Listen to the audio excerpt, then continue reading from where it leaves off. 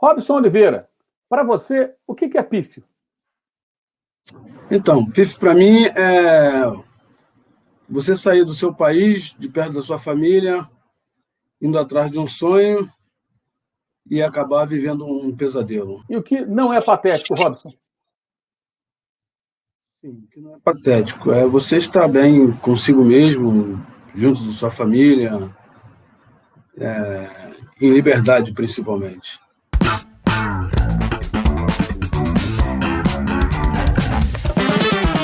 Foram 776 dias preso. Robson, muito obrigado por nos dar essa entrevista. O Brasil inteiro acompanhou o seu caso, todo mundo sabe o que aconteceu com você. Você dispensa maiores apresentações depois de tudo que se passou. Quero te perguntar primeiro, Robson, onde você encontrou forças para superar tudo isso? Porque aqui a gente pensava assim, como é que ele está conseguindo enfrentar isso? Ficar num lugar totalmente inóspito, com pessoas que não falam a sua língua, preso sem nenhum motivo, sem ter feito rigorosamente nada. Como é que você conseguiu encontrar forças para isso, para superar isso tudo? Poxa, eu tive que me agarrar a Deus, cara. Porque eu acho que era o único que, naquele momento, entendia a minha língua. Eu não tinha com quem me abrir, com quem falar o que eu realmente estava sentindo, o que eu estava passando. Então, eu tive que ter muita fé em Deus, muita oração. O Robson, eu queria reconstituir um pouco tudo como você passou, para a gente entender, sob o seu ponto de vista, essa situação. Você chegou para trabalhar, aí houve esse problema da mala, mas você foi liberado, foi para a casa da família, começou a trabalhar normalmente, até que um dia você tem que voltar da delegacia, né? E a mulher do Fernando e o Fernando foram com você, né? Quando você foi até lá para prestar um depoimento, para se apresentar, você imaginava a possibilidade de ficar preso? Não, nunca imaginei a possibilidade de ficar preso, até porque, na minha concepção, eu não cometi crime nenhum. Aí vocês chegaram lá e você ficou e eles voltaram. Conta em detalhes como é que foi isso. Você foi dirigindo, como é que foi isso? Sim, eu fui dirigindo até essa delegacia lá, ela fica bem próximo ao aeroporto, acho que ela faz parte do sistema de segurança do aeroporto. E quando chegamos lá, a esposa dele falou que era melhor eu ficar dentro do carro. E eles foram primeiro, na frente, entraram. Depois de uns 40 minutos, 50 minutos, mais ou menos, eu não me lembro quem, mais ligaram no meu telefone dentro do carro e falaram que eu tinha que ir lá. E veio um policial até a porta me aguardar para me levar até a sala em que eles estavam. Só que ele não me levou para a sala em que eles estavam. Ele me levou para uma outra sala na qual eu fiquei sozinho durante bastante tempo, 2, 3, 4 horas, não sei direito, até que eu fosse prestar o depoimento. E como é que eles se comunicavam? A família do Fernando com as pessoas falavam inglês? Como é que era isso? Não sei, porque eu não estive com eles em momento algum. Eu só estive com eles no momento em que foi anunciada a minha prisão. Eu não assisti depoimento deles, eu não sei como eles se comunicavam, em que língua, enfim. E aí, assim como eles também não participaram do meu depoimento. Sim. Só quem participou do meu depoimento foi um amigo deles, que é o William, que fala russo, né? Então ele traduziu lá o meu depoimento para a investigadora. Ou seja, nesse momento que você ficou essas horas todas numa sala, depois de algum tempo comunicaram que você não sairia dali, foi mais ou menos isso? Não, após eu prestar o depoimento, a chave do carro estava comigo, ela mandou que eu entregasse a chave do carro ao William. E o William, eu perguntei para ele, eu vou ficar aqui? Ele falou, pelo que eu estou vendo, sim. Ele pegou e ligou para a Rafaela ou para o Fernando, não lembro qual dos dois, para comunicar que achava que eu estava sendo preso. Foi quando eles, demorou uns 10 minutos mais ou menos, eles chegaram na sala. argumentaram lá não sei o que eu também não entendia nada na época, mas não adiantou de nada. E eu entreguei meus pertences todos na mão dela, e chegou um policial e me algemou. Você foi algemado e preso, e aí você não teve mais contato nenhum com o Fernando, com a Rafaela, com ninguém. Aí eles me levam, saindo dali desse setor de depoimento, aí me levaram para um outro setor também policial, que eu não sei identificar qual é, fica no subterrâneo lá do aeroporto, e eles acompanharam até lá, ainda tentaram também falar alguma coisa, que eu também na época não entendia nada, e depois foram embora. Compraram um lanche para mim no fast food, e foram embora, depois voltaram de novo com um remédio de pressão que eu tomava, e uma escova de dente. Quando você ficou detido nesse momento, você tinha alguma noção do que estava começando, de que você teria muita dificuldade para sair? Não estava entendendo direito o porquê. Até porque, como eu disse antes, na minha concepção, eu não cometi crime nenhum, e os donos dos remédios estavam lá na Rússia. Eu só não estava entendendo o porquê que ele não foi, tendo em vista que ele era o dono do remédio, eu só não estava entendendo por que ele não foi também na delegacia para botar a cara e falar: o remédio é meu, eu pedi para trazer, eu pedi para botar na mala. Eles chegaram a lhe dizer alguma coisa sobre isso, Robson? Por que o sogro do jogador não assumiu o fato dos medicamentos serem dele? Em algum momento alguém te falou alguma coisa sobre isso? Advogado do Fernando, algum familiar do Fernando? Essa pergunta que você está fazendo é que todo mundo fazia aqui no Brasil também, né? Por que ele não assume? O remédio é dele? Eu também não sei. Ninguém me falou nada sobre isso, ninguém... Até porque não deu tempo. Quando eu percebi, eu já estava preso. Enfim. Você chegou a conviver com o sogro do Fernando? No breve período que você trabalhou com a família? Conversar com ele? Teve alguma convivência com ele? Nunca... Ele nunca me deu um bom dia. Nem antes, nem depois. Agora, no início, você não tinha sequer um advogado, né? Tinha, talvez, defensoria pública. Como é que foi o começo, esses primeiros dias em que você foi colocado na prisão, nessas circunstâncias que todos conhecemos? A família do Fernando foi para casa, e como é que foi esse começo? Eu queria que você falasse um pouquinho sobre isso. Até que apareceu algum advogado russo, defensoria pública, de que maneira se comunicavam com você pela questão do idioma? Como é que foi esse começo? Não, nos primeiros dias, a comunicação era quase que impossível, né? Até para eu falar porque eu cheguei na prisão, na primeira prisão provisória em que eu fiquei, eu cheguei com um remédio de pressão no bolso. E para me explicar que aquilo era remédio de pressão, o policial lá botou o telefone no tradutor para poder eu explicar para ele o que estava acontecendo em relação aos meus remédios. Ou seja, não havia comunicação, não havia advogado, você praticamente foi abandonado, então, né? Foi colocado ali sem nenhum tipo de ação. 2 ou 3 dias após a minha prisão, eu fui preso na segunda-feira.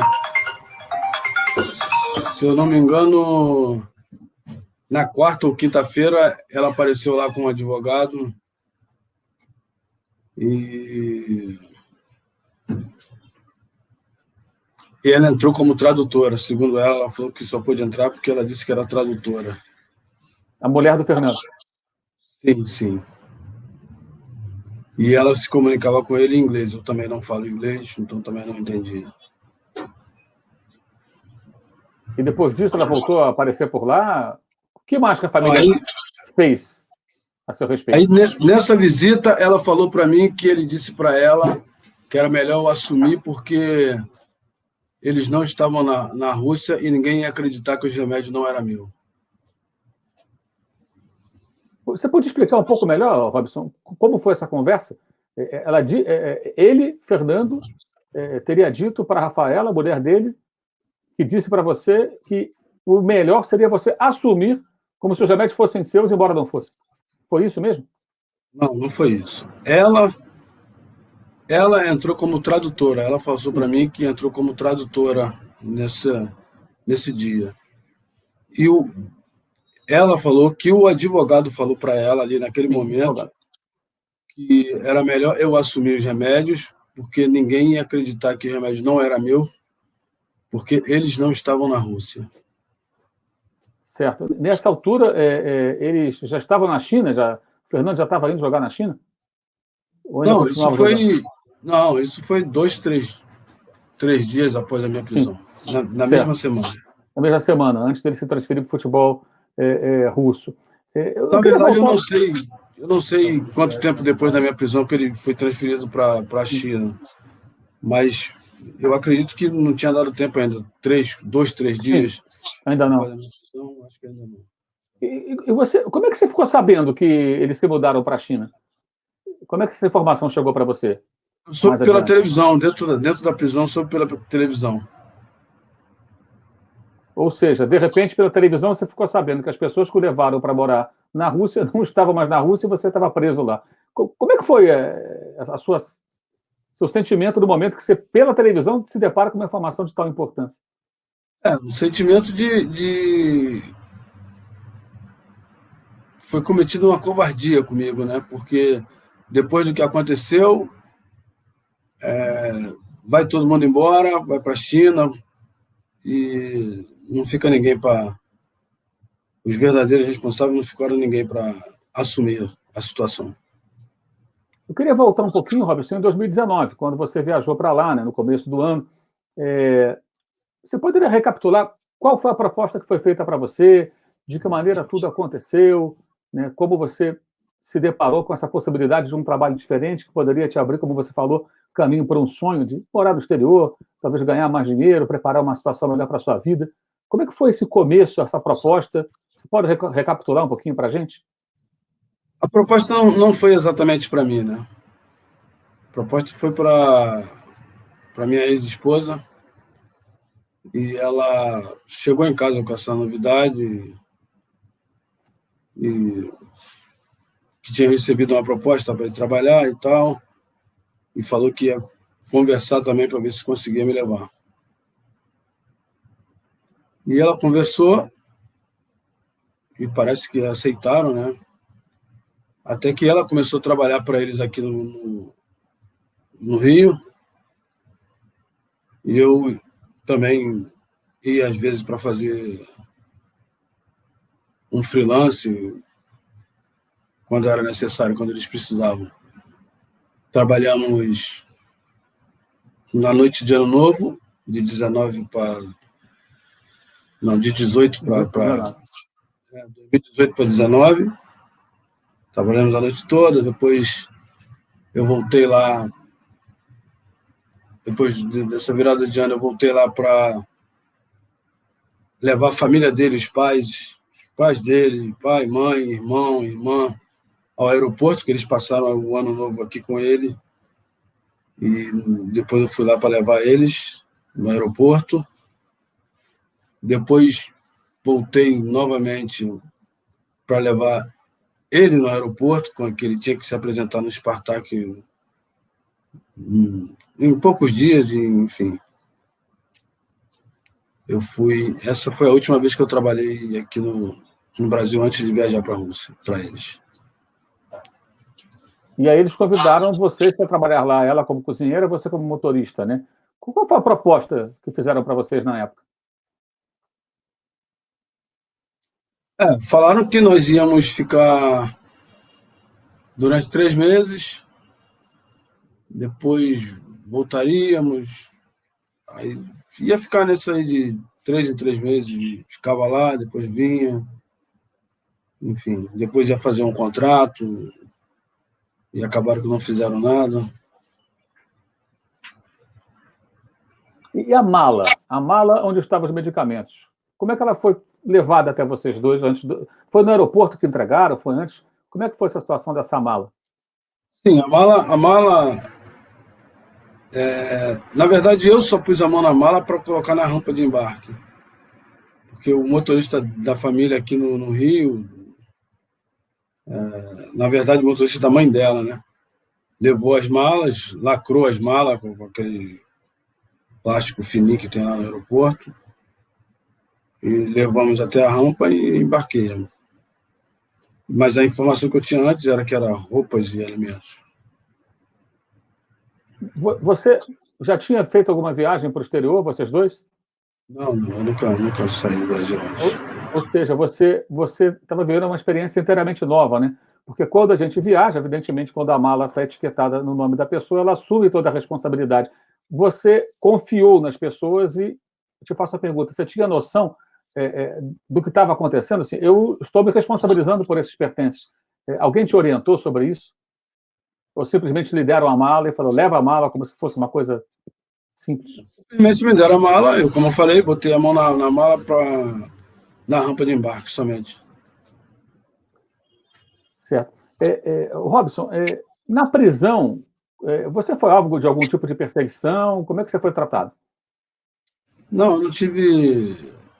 Assim, como eu já falei antes, o racismo lá é no olhar, né? Só o fato deles me olharem e me verem negro, assim, já é aquele olhar.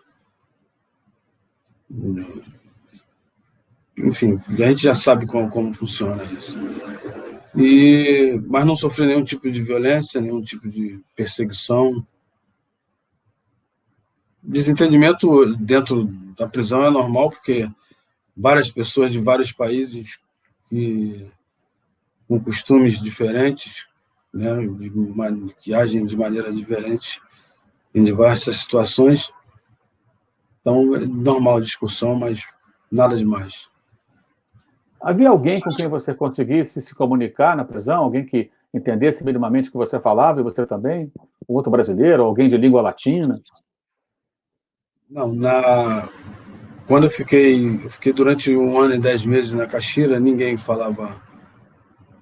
Eu que tive que tentar falar o russo, né? Eu aprendi um pouquinho, então eu conseguia, depois de um tempo eu conseguia me comunicar, mas não tinha ninguém que falasse nada latino. E a rotina na prisão como era? Você tinha um tempo para poder ficar numa área externa? Tinha alguma outra atividade que eles davam para vocês? Ou ficava o tempo todo numa cela? Não, na Caxira, toda manhã eles perguntavam se queríamos ir para uma outra cela que tinha lá mais arejada, mas a maior parte do tempo era na cela, porque essa sala mais arejada era só 1 horinha, só na parte da manhã, e pronto. Agora, depois da transferência, aí já é mais tranquilo, assim, a nível de ar, né, mais arejado, não precisa ficar dentro da cela o tempo todo. Depois de 1 mês e pouquinho, eu comecei a trabalhar lá dentro. O que você fazia lá? Lá tem vários setores de trabalho.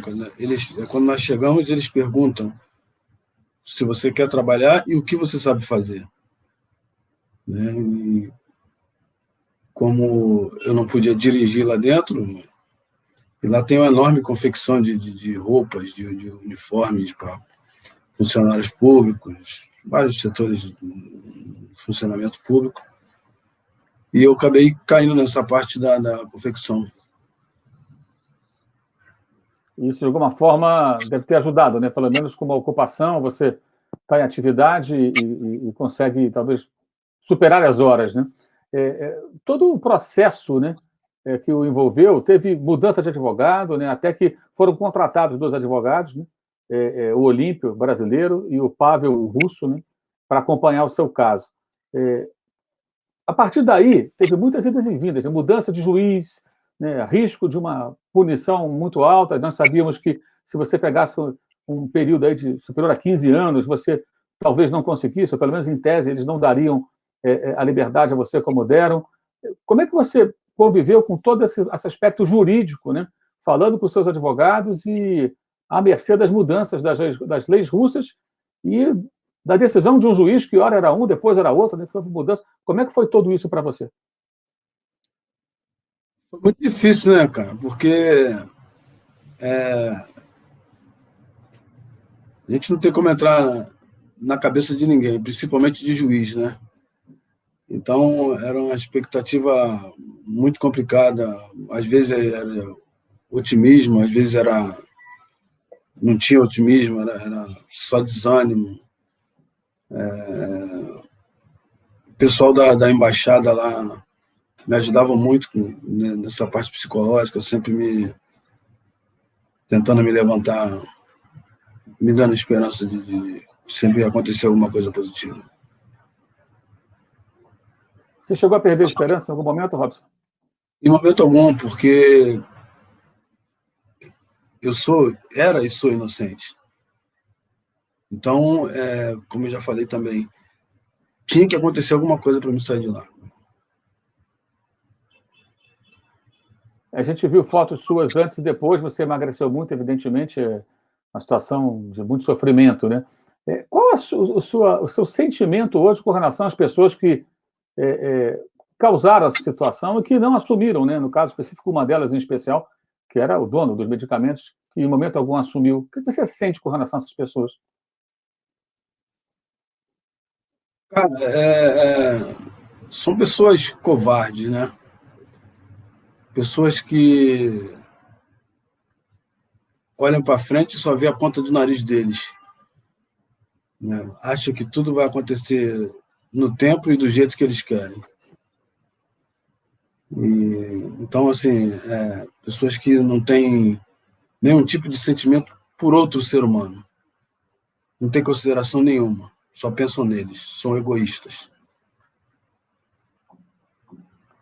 Você finalmente voltou ao Brasil, Robson. E o que o Fernando e a família dele fizeram por você depois de sua chegada ao país, agora no começo de maio? Nada.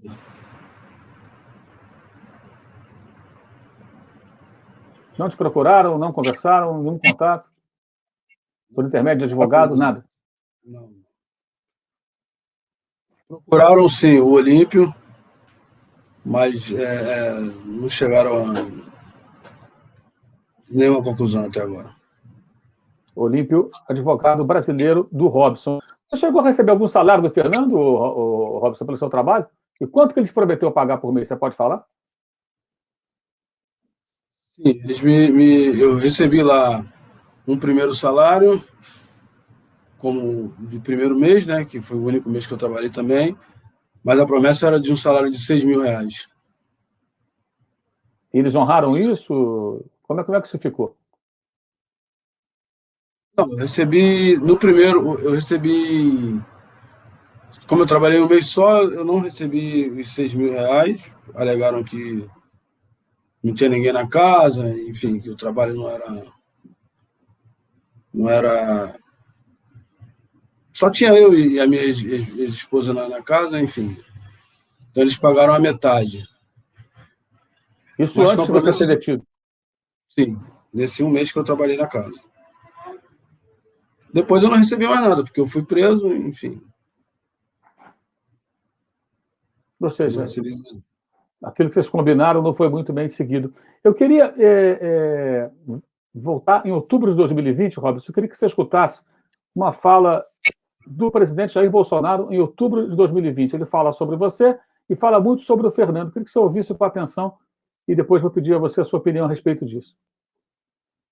Eu tenho notícias do caso do Robson da Rússia, né? Eu conversei por telefone com ele hoje. Ele está chateado porque ele disse que fez o que podia ser feito, prestou depoimento, apresentou a receita médica e aquela TV, né? Não ouviu e fala exatamente o contrário, como se tivesse ignorado o Robson. Ele disse que isso não aconteceu. Eu estou vendo nas mídias sociais também hoje, rapidamente, que não tive tempo de ver, né? Para variar, alguns aí que operam na Facebook, etc., já fazem um pré-julgamento do cara e esculhambam com o cara. O caso do jogador Fernando da seleção. Então não tem nada a ver. O Fernando está à disposição de prestar um novo depoimento, apresentar a receita médica, que era para o sogro dele, que era medicação. a mala saiu lacrada aqui do Rio de Janeiro, ou seja, o Robson não tem culpa de nada, mas aquele remédio aqui no Brasil, que é remédio lá, é considerado droga. Bem, essa foi uma fala do Bolsonaro depois de um contato que ele relata com o Fernando em outubro de 2020, você ainda estava lá detido. Foi a primeira vez que ele se manifestou a respeito do seu caso, você já estava preso desde março de 2019, já tinha cerca de 1 ano e meio nessa situação. Você tomou conhecimento na época, Robson, dessa fala, e como é que você reage a essa declaração dele, o que ele fala sobre o Fernando especificamente? O que acontece? Eu vou ser eternamente agradecido ao presidente Jair Bolsonaro pelo que ele fez, pela intervenção dele, independente de ter sido mais tarde ou mais cedo. Mas, em relação ao que o jogador fez, foi até onde pôde, isso não é verdade, porque ele podia ter ido até o tribunal, ir lá depor pessoalmente, ele olhando para a juíza e a juíza olhando para ele, e para ele falar de quem eram os remédios, como foi posto na mala, enfim, toda a real história. E ele prestou um depoimento mentiroso, no qual ele disse que não me conhecia, depois corre lá para a China e fala que o remédio era dele. Quer dizer, isso não é ir onde podia ir. Ele podia ter ido no tribunal, enfim, a família dele podia ter ido no tribunal e falar da verdade sobre a situação. Tenho certeza que seria bem menos complicado para mim. Você tem uma ação na justiça contra o Fernando? Não tem? Como é que está isso agora com relação a você e ele, Robson? Não tenho ação. Ele te ofereceu alguma indenização por tudo que você passou? Não, o Fernando não entrou em contato comigo desde quando eu cheguei. Entrou com o meu advogado. Sim, nesse contato também nada foi oferecido? Algum tipo de acordo pelo que você viveu a partir do que eles levaram você a viver? Sim, foi oferecido, mas não o suficiente, o que seria realmente justo.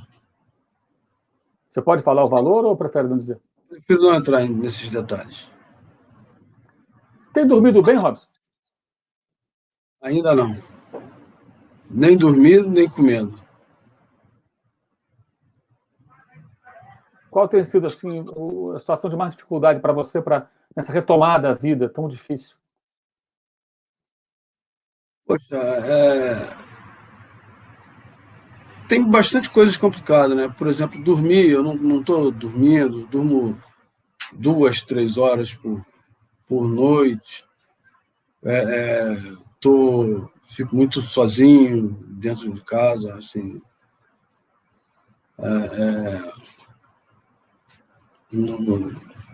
Assim, psicologicamente não estou bem. Sim. Você sente algum medo? Não, medo não. Não costumo sentir medo, não. Até porque eu não tenho que ter medo. Você, fora essa situação de dificuldade para dormir ou alimentar, como é que estão sendo os seus dias? Você está reencontrando pessoas, retomando atividades que você tinha antes? Como é que você está vivendo o seu dia a dia aqui no Brasil? Sim, às vezes eu encontro pessoas que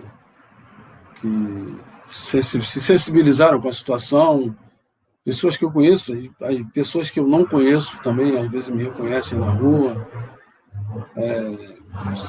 vêm falar comigo, me dar felicitações pela vitória, enfim. Esse apoio da população está muito, muito legal, muito carinhoso da parte dele. Você já está estabelecendo planos para você? Planos de vida, de trabalho? Como é que você está pensando Sim, nisso? a gente sempre pensa, né? Mas ainda não botei nada em prática.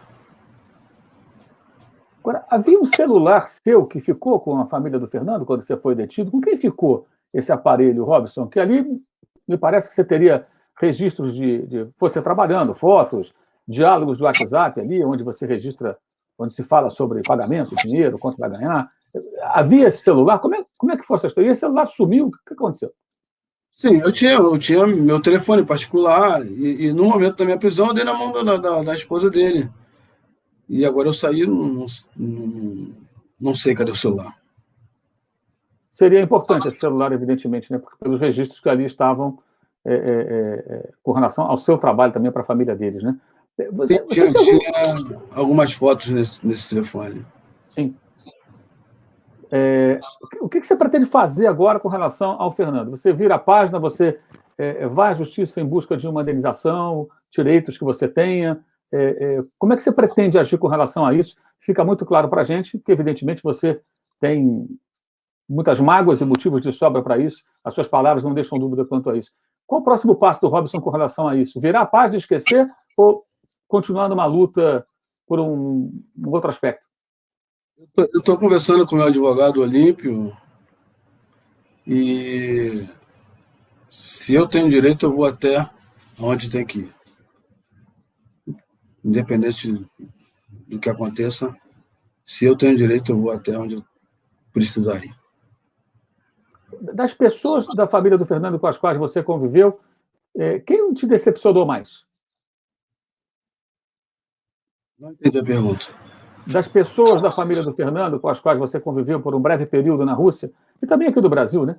Quem te decepcionou mais? Quem te surpreendeu mais pela forma como eles trataram a situação na qual você se viu envolvido?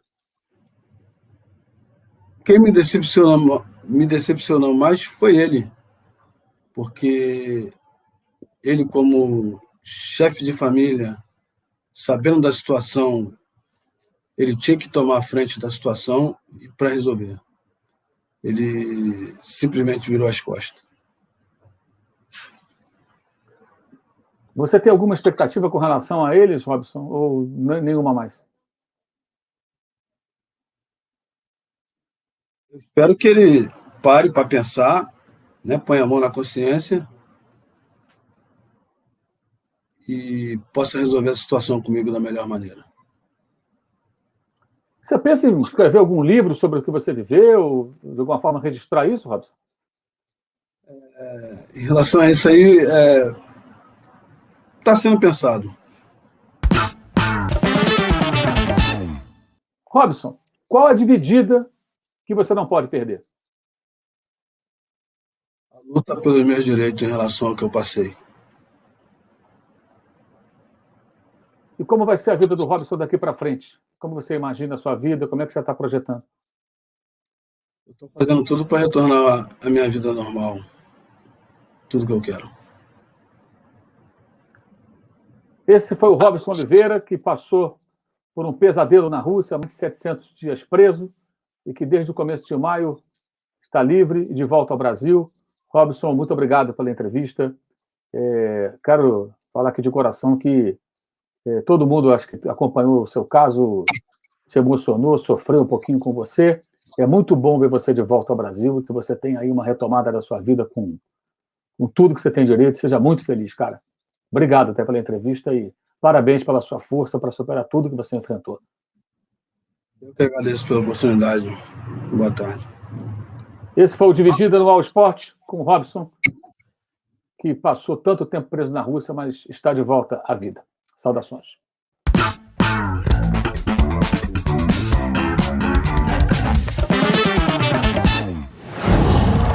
Qual?